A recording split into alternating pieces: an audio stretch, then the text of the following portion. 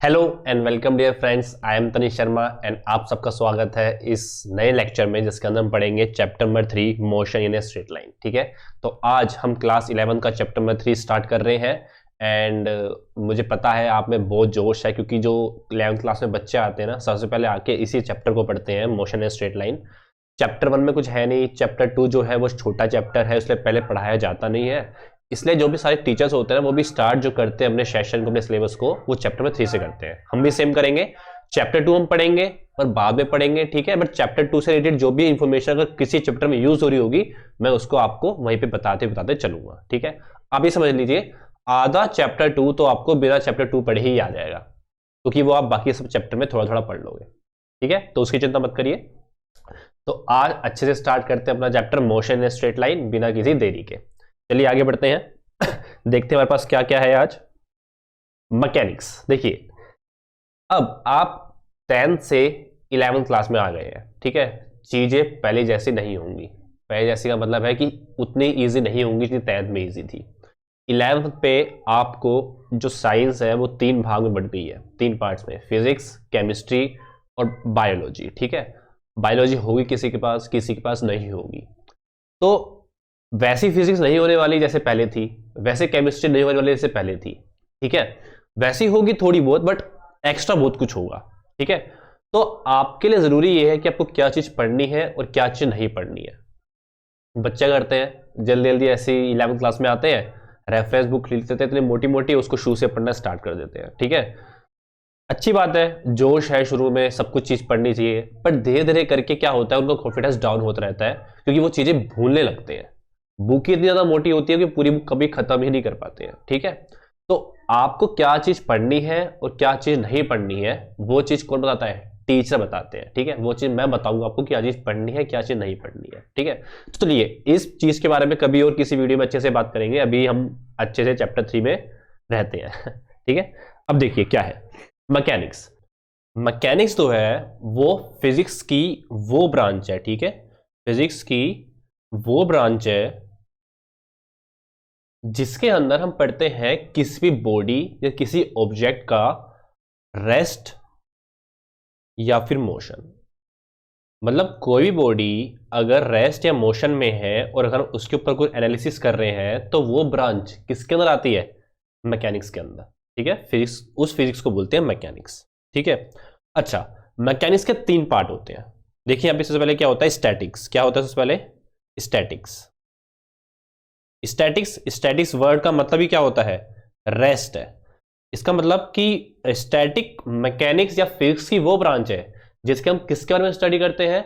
उन ऑब्जेक्ट्स के बारे में स्टडी करते हैं, या फिर किसके बारे में स्टडी करते हैं? उन ऑब्जेक्ट्स के बारे में जो रेस्ट पर हो। ठीक है, रेस्ट पर हो। अच्छा, सेकंड ब्रांच कौन सी होती है?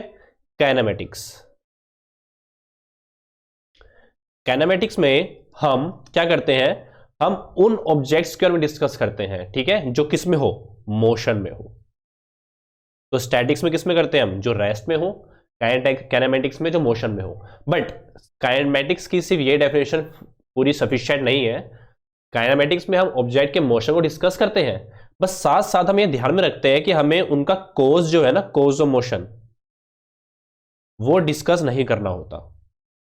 कि मतलब ऑब्जेक्ट चल तो रहा है, उसका वेलोसिटी है, एक्सेलरेशन है, ठीक है, वो अपना डिस्टेंस चेंज कर रहा है, डिस्प्लेसमेंट चेंज कर रहा है, बट हम वो ऐसा क्यों कर रहा है, उस पर कितनी फोर्स लग रही है, फोर्स क्यों लग रही है, हम उसके कोर्स को कंसीडर नहीं करते हैं काइनेमेटिक्स में। ठीक है, और अगला जो ब्रांच है वो डायनामिक्स है। डायनामिक्स के अंदर हम क्या करते हैं? मोशन को डिस्कस करते हैं ऑब्जेक्ट के, और वो ऑब्जेक्ट मूव क्यों कर रहा है। ठीक है, मूव क्यों कर रहा है मतलब कोज ऑफ मोशन, और उसको भी डिस्कस करते हैं। तो कोज ऑफ मोशन मतलब क्या है? फोर्सेस के बारे में, उसको डिस्कस कर। ठीक है, तो ये 3 ब्रांचेस होती हैं फिजिक्स की, या फिर बोला जाए मैकेनिक्स की। ठीक है, तो मैं आपको ब्रीफली बता दिया, इनके डेफिनेशन भी बोले, तो जो मैंने बोला ना हिंदी में, बिल्कुल इंग्लिश में वही उसके डेफिनेशन होगी। ठीक है, आई होप सो समझ आ गया होगा आपको। तो हम क्या करेंगे? हम चैप्टर नंबर 3 और चैप्टर नंबर 4 में अच्छे से किसको पढ़ेंगे? काइनेमेटिक्स को। मतलब कि हम यहाँ पे पोजीशन, डिस्प्लेसमेंट, वेलोसिटी, एक्सेलरेशन, इन सब के बारे में डिस्कस करेंगे किसी ऑब्जेक्ट के, बट हम फोर्स के बारे में डिस्कस नहीं करेंगे, ठीक है। फोर्स के बारे में जो डिस्कशन है वो चालू कहां से होगा, चैप्टर नंबर 5 के ऑनवर्ड चालू होगा। तो डायनेमिक जो है वो चैप्टर नंबर 5 के ऑनवर्ड चालू होगी। तो मैंने आपको ये ऊपर ऊपर से यहाँ पे बताया आप सबको, ठीक है। चलिए आगे बढ़ते हैं और देखते हैं रेस्ट और मोशन। रेस्ट और मोशन मतलब क्या है यहाँ पे, मतलब मैं कहना क्या चाहता हूं, मैं यहाँ पे कहना चाहता हूं कि कोई भी अगर बॉडी है, बोली जाए वो रेस्ट पर है, किस पर है, वो रेस्ट पर है, तो उसका मतलब क्या होता है, रेस्ट का मतलब क्या होता है। तो देखिए, अगर कोई भी बॉडी अपनी पोजीशन को चेंज नहीं करती है, पोजीशन को चेंज नहीं करती है with respect to surrounding. With respect to surrounding का मतलब है कि मान लीजिए मैं यहां बैठा हूं, मेरे आसपास बहुत सारी चीजें हैं, ये मेरा सराउंडिंग है और मैं बॉडी हूं। तो मैं एक जगह बैठा हूं, अब से 10 मिनट बाद, अब से 15 मिनट बाद अगर मैं इसी जगह पे बैठा रहूंगा ना, तो मुझे बोला जाएगा कि मैं जो हूं रेस्ट पर हूं। मतलब कि मैं अपनी पोजीशन अपने सराउंडिंग के रिस्पेक्ट में चेंज नहीं कर रहा हूं, तो इसे बोलते हैं रेस्ट। तो अगर डेफिनेशन आए, what do you mean by a body is at rest, तो आप क्या बोलोगे, a body is said to be at rest, या फिर a body is said to be in a state of rest if it does not change its position with respect to surrounding with the passage of time. जैसे time बढ़ता रहता है, अगर उसकी position change नहीं हुई सराउंडिंग के respect में, तो हम क्या बोलेंगे, वो बॉडी किस में है, रेस्ट पर है। ये फैन, ये टेबल, ये लैपटॉप, ठीक है, ये जो सामने वेबकैम चल रहा है, ये बोतल जहां पे मैंने यहाँ पे रख दी है, मैं खुद, ये बुक जो यहाँ पे रखी हुई है, ये सब क्या है, ये रेस्ट पर है, अभी रेस्ट पर है। आगे होना वो अलग बात है, अभी के लिए रेस्ट पर है। आई इतनी बात समझ। अगला मोशन। मोशन क्या है, बिल्कुल उसके अपोजिट। मतलब कि अगर कोई बॉडी है वो अपनी पोजीशन चेंज कर रही है with respect to surrounding with the passage of time, तो हम क्या बोलेंगे, वो बॉडी क्या है, मोशन में है। तो उसमें क्या होती है, पोजीशन चेंज होती है, ठीक है। तो मैंने आपको डेफिनेशन ही बता दी। अच्छा, मैं यहां पे कुछ की डेफिनेशन लिखूंगा भी और कुछ की नहीं भी लिखूंगा। जिसकी नहीं लिखूंगा ना, उसका मतलब ये नहीं है कि आपको उसको नोट नहीं करना है अच्छे से, फेयर कोई भी सब कुछ अच्छे से करना है। जो चीज मैं नोट नहीं करूंगा यहाँ पे, जो डेफिनेशन नोट नहीं करूंगा उसको मैं बोलूंगा मुंह से, ठीक है। तो उसको आप अच्छे से पॉज कर करके लिख लेना अपने अंदर, अपनी कॉपी के अंदर, इसको ध्यान रखना। तो मैंने आपको मोशन मतलब भी समझा दिया। अच्छा, अब मैं आपसे एक चीज डिस्कस करता हूं। जैसे यहां से देखिए, यहां से देखिए, मान लीजिए एक ट्रेन है, ठीक है। मान लीजिए एक ट्रेन है, मैं अच्छे से बना देता हूं, एक बॉक्स बना देता हूं, बॉक्स को आप ट्रेन मान लेना, ठीक है। ठीक है, ये एक ट्रेन है, इस ट्रेन के अंदर दो पैसेंजर बैठे हैं, एक ये है और एक ये है। एक ट्रेन है और बाहर जो है पेड़ है, ठीक है। पेड़ बना दो। पेड़ कैसे बनाते हैं, ऐसे बना दिया पेड़। कैसे बनाते हैं पेड़, अच्छा ऐसे, ऐसे ऐसे पेड़ बना दिए, ठीक है। मैं दो पेड़ बना दिए, ट्री बना दिए। ये बाहर है ट्रेन के, और ट्रेन चल रही है, ट्रेन मूव कर रही है इस डायरेक्शन में। अब आपसे पूछा जाए, यहां पे जो बंदा बैठा है, ठीक है, मान लो ये आप हो, ठीक है, ये आप हो। आपसे पूछा जाए कि आप मोशन में हो या मोशन में नहीं हो, तो आप क्या कहोगे। तो सबसे पहली बात, आपसे कोई पूछे आप मोशन में और रेस्ट पर हो, तो सबसे बड़ी पहली बात होती है कि आप रेफरेंस पॉइंट किसको ले रहे हो, ठीक है। रेफरेंस पॉइंट, रेफरेंस पॉइंट का मतलब यह है कि आप किस पॉइंट पे खड़े होके उस चीज को देख रहे हो जिस चीज के बारे में आप इंफॉर्मेशन ले रहे हो। मान लीजिए आपसे बोला गया कि बताओ ये जो साथ में बंदा बैठा है ये रेस्ट में है या मोशन में है। तो जो भी ऑब्जेक्ट चीज कर रहा होता है, ऑब्जर्व कर रहा होता है ना, वो खुद को रेफरेंस पॉइंट ले लेता है। मतलब कि ये आप हो, आप क्या सोचोगे कि मैं रेस्ट पर हूं। भले ही आप ट्रेन में बैठे हो या मूव कर रहे हो, बट आप अपने आप को क्या कंसीडर करोगे कि आप रेस्ट पर हो। ऐसा क्यों करूं, क्यों करते हैं, ये मैं आपको थोड़ी देर बाद बताऊंगा अभी, बट अभी के लिए आप इतना समझो।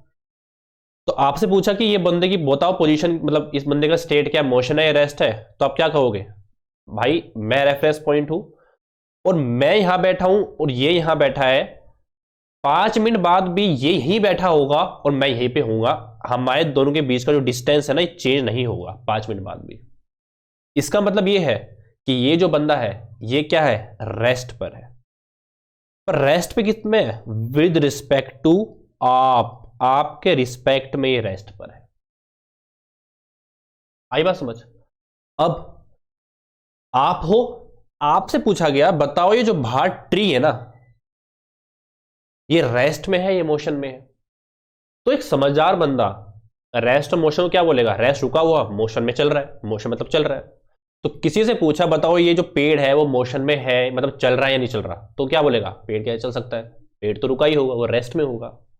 बट फिजिक्स में ऐसा नहीं है, फिजिक्स में बेवकूफ बंदे होते हैं। तो वो क्या करते हैं, आपसे पूछा गया कि आप बताओ कि ट्री रेस्ट पर है या मोशन में है, तो आप समझोगे कि आप तो रेस्ट पे हो, रेफरेंस पॉइंट रेस्ट पर है, और मैं देख रहा हूं कि पेड़ पीछे जा रहा है, ट्रेन आगे जा रही है तो हमको लग रहा है ट्रेन, पेड़ पीछे जा रहा है। तो मेरे हिसाब से मतलब कि इस आपके हिसाब से ये पेड़ पीछे आ रहा है, मतलब पेड़ किस में है, मोशन में है।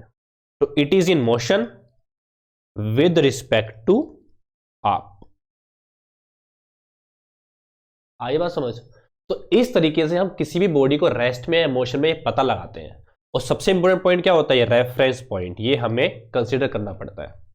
आई बात समझ। तो जो बॉडी ऑब्जर्व कर रही होती है ना, वो बॉडी खुद को रेस्ट पे मानती है। ऐसा क्यों करते हैं, मैं सिंपल बताता हूं आपको। कोई भी बॉडी एब्सोल्यूट रेस्ट पर कभी होती ही नहीं है। एब्सोल्यूट रेस्ट, एब्सोल्यूट रेस्ट का मतलब है कि हर बंदे के लिए वो रेस्ट पर कभी होगी ही नहीं।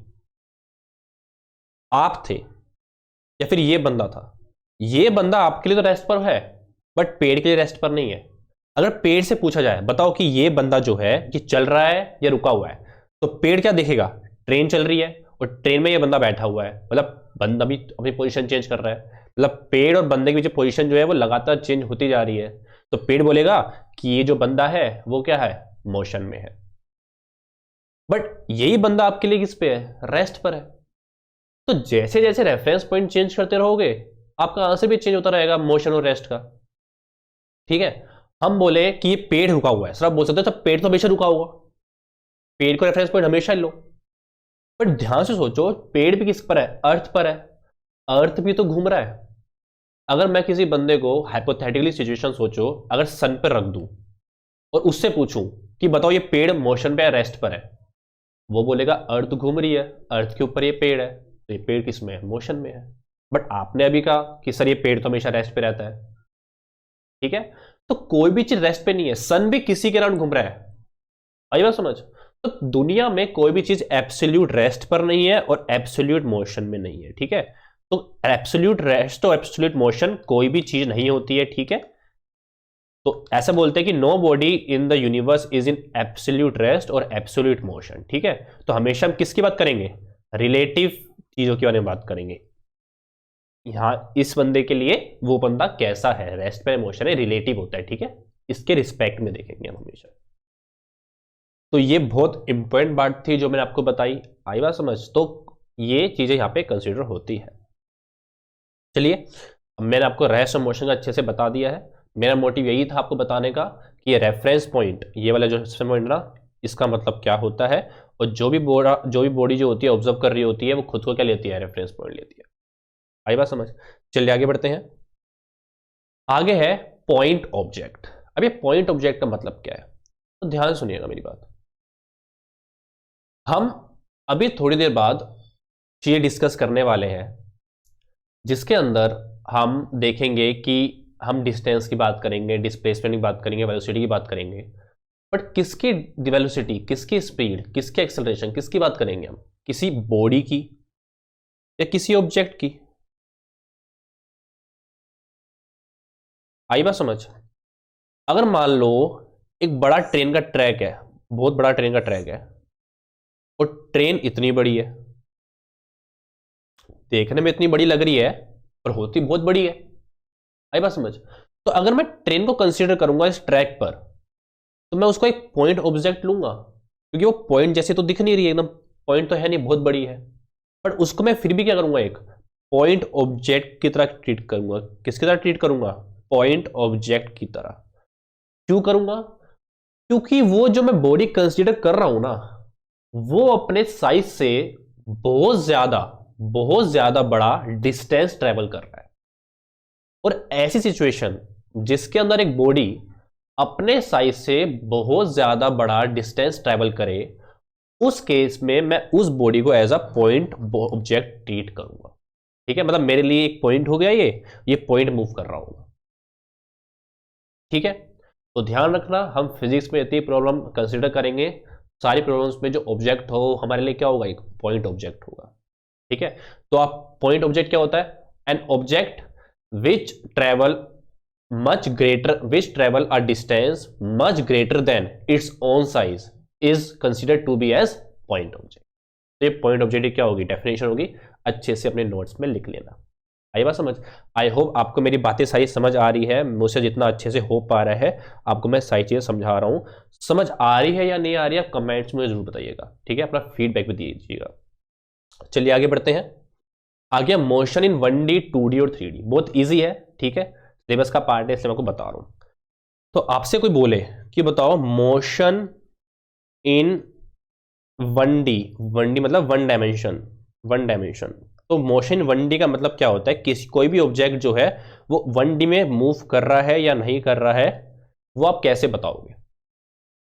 तो देखिए, सबसे पहले मैं आपको फॉर्मल डेफिनेशन बताता हूं। सिंपल सी बात, फॉर्मल डेफिनेशन मतलब क्या है कि आपने देखा होगा, आप जब भी कार्टेशियन प्लेन बनाते हैं तो आपने x, y का बनाया होगा, और कभी कभी आपने शायद देखा होगा x, y, z। आई बात समझ? तो किसी भी ऑब्जेक्ट की पोजीशन को मैं x, y और z के कोऑर्डिनेट में दिखा सकता हूं किसी भी कार्टेशियन प्लेन पे। ठीक है, मान लीजिए मैं कार्टेशियन प्लेन ऐसा बनाऊं, ये हो गया, ये हो गया और ये हो गया। तो अगर मैं इसको लूं x एक्सिस, ठीक है, इसको लूं y एक्सिस और इसको लूं z एक्सिस। ठीक है, z एक्सिस क्या है? ये प्लेन के बाहर आ रही है। ठीक है, आप अगर समझ पा रहे हो तो अगर मैं आपको बताऊं तो मान लीजिए ये प्लेन है, ये इसकी है x एक्सिस, ये इसकी y एक्सिस और ये इसकी है z एक्सिस। ऐसे ठीक है, तीनों एक्सिस मैंने ऐसे बना रखी है, z एक्सिस बाहर आ रही है, आउटवर्ड्स आ रही है, और ये है ओरिजिन। तो मैं किसी भी ऑब्जेक्ट की पोजीशन को मैं ये x, y, z तीन कोऑर्डिनेट से बता सकता हूं। तो अगर मेरा मोशन कुछ इस तरीके से है कि जो ऑब्जेक्ट के तीनों कोऑर्डिनेट में से कोई एक कोऑर्डिनेट, ठीक है, ओनली वन कोऑर्डिनेट चेंज हो रहा है हमेशा, बाकी दो कांस्टेंट रह रहे हैं और एक ही चेंज हो रहा है, चाहे वो x हो, चाहे y हो, चाहे z हो। एक चेंज होने का मतलब क्या है? मान लो अगर x चेंज हो रहा है, इसका मतलब यह है वो x एक्सिस के अलोंग चल रहा है। मान लो अगर y चेंज हो रहा है और x और z कांस्टेंट है, तो वो x एक्सिस y एक्सिस के अलोंग चल रहा है। और अगर x और y कांस्टेंट है तो किसके अलोंग चल रहा होगा? z एक्सिस के अलोंग। और वो तीनों इन्हीं एक्सिस के अलोंग चल रहा है ना, इन तीनों में से किसी एक एक्सिस के अलोंग, तो मैं बोलूंगा उसका मोशन क्या है? 1D में। ठीक है, और 1D को मैं बोलता हूं मोशन इन स्ट्रेट लाइन। क्या बोलता हूं मैं? Motion in straight line. वैसे मोशन इन स्ट्रेट लाइन बोलना नहीं चाहिए अच्छे से, क्योंकि वो अच्छे से डिस्क्राइब नहीं करता इसको। क्योंकि अगर मैंने बना दिया ये चीज बना दी, ऐसी चीज बना दी, तो ये मोशन भी स्ट्रेट लाइन का मोशन ही है, बट इसके अंदर x और y दोनों कोऑर्डिनेट चेंज हो रहे हैं। ठीक है, तो मैं इसको अच्छे बोलूंगा नहीं, तो आप ऐसे करिए, इस डेफिनेशन को रहने दीजिए जो मैं बताई ना डेफिनेशन कोऑर्डिनेट वाली, कि तीनों में से कोई एक ही कोऑर्डिनेट चेंज होगा, तो उस मोशन को बोलते हैं 1D मोशन। अब आप खुद अगर इसको डेफिनेशन कोई पूछे आपसे, तो आप खुद कैसे बनाओगे? सोचो, खुद दिमाग में सोचो कैसे बनाओगे। तो जो मैंने हिंदी में बोला उसको इंग्लिश में लिखोगे। तो motion is said to be in one dimension if only one coordinate out of three coordinates are changing with respect to time। बस सिंपल सी बात। आई बात समझ? अब सिंपल सी बात है, अगर आपसे कोई पूछे मोशन इन 2D पूछ ले, तो 2D में क्या होगा? 2D में क्या होगा? दो चेंज हो रहे होंगे। ठीक है, क्या चेंज हो रहे होंगे? दो चेंज हो रहे होंगे। Two coordinates change with respect to time. इसको हम बोलते हैं मोशन इन ए प्लेन। क्या बोल सकते हैं इसे हम? Motion in a plane. मान लीजिए कोई चींटी है, अगर जमीन पे चल रही है, ठीक है। तो उसको मैं सिर्फ एक्स और वाई एक्सिस से ही डिस्क्राइब कर सकता हूँ उसके मोशन को, मेरे को जेड एक्सिस लेने की जरूरत नहीं है। तो उससे बोलूंगा मोशन इन 2D। और मोशन इन 3D क्या होगा, मान लीजिए कोई बर्ड है, वो बर्ड उड़ रहा है, ठीक है, तो उसके मोशन को डिस्क्राइब करने के लिए मुझे एक्स वाई और जेड तीनों एक्सिस चाहिए होंगी और तीनों के तीनों कोऑर्डिनेट उसके चेंज हो रहे होंगे, ठीक है। तो उसके मोशन में बोलूंगा मोशन इन 3D। तो आप इन सबके डेफिनेशन अच्छे से लिख सकते हैं और बुक में भी दे रखी होती है इसकी डेफिनेशन। आई बात समझ। मैं बुक की पीडीएफ जो है वो नीचे डिस्क्रिप्शन में दे दूंगा, ठीक है। बुक कौन सी होगी, 11th क्लास की, एनसीईआरटी नहीं है, एनसीईआरटी तो आसानी से मिल जाएगी। रेफरेंस बुक है ये एस एल अरोड़ा की, वॉल्यूम 1 भी दूंगा, वॉल्यूम 2 भी दूंगा, ठीक है। तो चैप्टर नंबर 3 वॉल्यूम 1 में है, तो मैं वहीं से पढ़ा रहा हूँ आपको, ठीक है, टॉपिक्स, और क्वेश्चन होमवर्क के लिए दूंगा तो उसी में से दूंगा आपको, ठीक है। तो आप अच्छे से डाउनलोड कर लेना, जो क्योंकि मैं आपको उसको खरीदने के रिकमेंड नहीं करूंगा क्योंकि वो बहुत महंगी भी आती है और वो पूरी पढ़ने की जरूरत भी नहीं है उसे आपको, ठीक है। जितना मैं बोलूंगा सिर्फ उतना ही पढ़ना है, और पढ़ना भी क्या है, सिर्फ न्यूमेरिकल्स के लिए उसको देखना है, बाकी थ्योरी के लिए भी नहीं देखना है उसे, ठीक है। आई होप आपको इतनी समझ आ गई होगी। चलिए आगे बढ़ते हैं।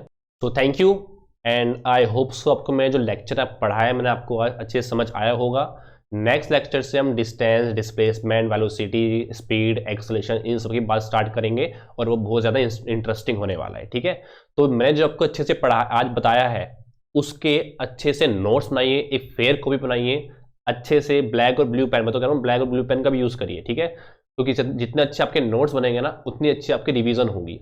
अब दोबारा तो आने वाले हो नहीं इस लेक्चर को देखने के लिए, ठीक है। एक बार टाइम दे रहे हो तो अच्छे से दो, नोट अच्छे से बनाओ। जो चीज़ आप यहाँ पे अच्छे से आधे घंटे में सीख रहे हो ना, वो आप अगर आपने अच्छे से देखा होगा ऐसे, तो जब नोट्स पढ़ोगे तो वो जल्दी से 5 या 7 मिनट में रिवाइज हो जाएगा, ठीक है। तो ये होती है नोट्स की पावर बहुत ज़्यादा, इसे अंडर एस्टिमेट नहीं करना है। एंड आपको मिलते हैं नेक्स्ट लेक्चर में, तब तक के लिए थैंक यू।